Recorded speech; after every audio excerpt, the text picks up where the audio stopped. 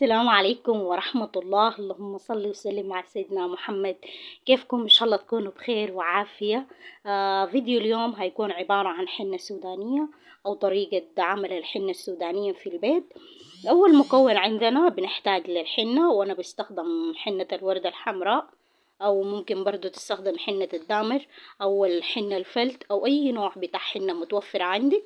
ممكن تستخدميه. والمكون التاني وهو اللي بيخلي لها الحنة تكون سوداء وتشيل من أول خطة، هو عبارة عن الكركديه. بجيب الكركديه بغليه، وبعد ذاك بصفيه وبضيفه لكمية من الحنة. الكيس بتاع الحنة ده لو رجلك ما كبيرة بيحط لك الحنة رجلينك الاتنين ويدينك الاتنين. بعد ذاك بنضيف موية الكركديه وهي سخنة، تكون الموية تحت الكركديه سخنة.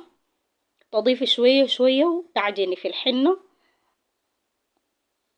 زي ما انتوا شايفين. بنضيف كمية بسيطة بسيطة وبنعجن في الحنة.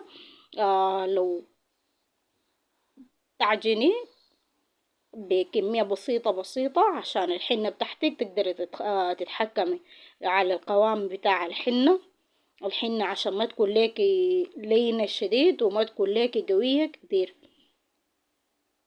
زي ما انتوا شايفين بعد ما عجننا الحنة بتاعتي، ده القوام اللي انا عايزة اخد به الحنة. حتى لو انت دار تاخد حنة بتاعت نشادر او اشكال بتاعت الكيس، برضو نفس القوام ده بتعجني به. زي ما انتوا شايفين بنخد الحنة بتاعتنا اللي عجناه وبنجيب صحن تاني. بنضيف فيه كمية من الموية وبنضيف فيه سائل بتاع غسيل. ممكن تحطي لوح بتاع غسيل. الحركة دي بتخلي ليكي لما تتحنني يدينك ما تتوسخ. بتطبطبي بيها الحنة بتاعتك، بتوسي بيها الحنة. بعد ذاك هنضيف رشة شوية من الموية على الحنة. بنخلي الحنة بتاعتي تختمر مدة بتاع ساعتين. بعد ذاك بتجي تطبق الحنة بتاعتك، بتخطي السرتية وبتطبق الحنة بتاعتك.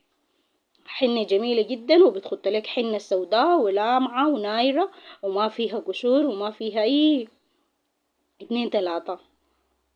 ده بتمنى الفيديو ينال اعجابكم، واذا عجبكم الفيديو ما تنسوا الاشتراك في القناة وتفعيل الجرس عشان يصلكم كل فيديو جديد بنزله. لحد ما التقيكم في فيديو قادم اترككم في رعاية الله.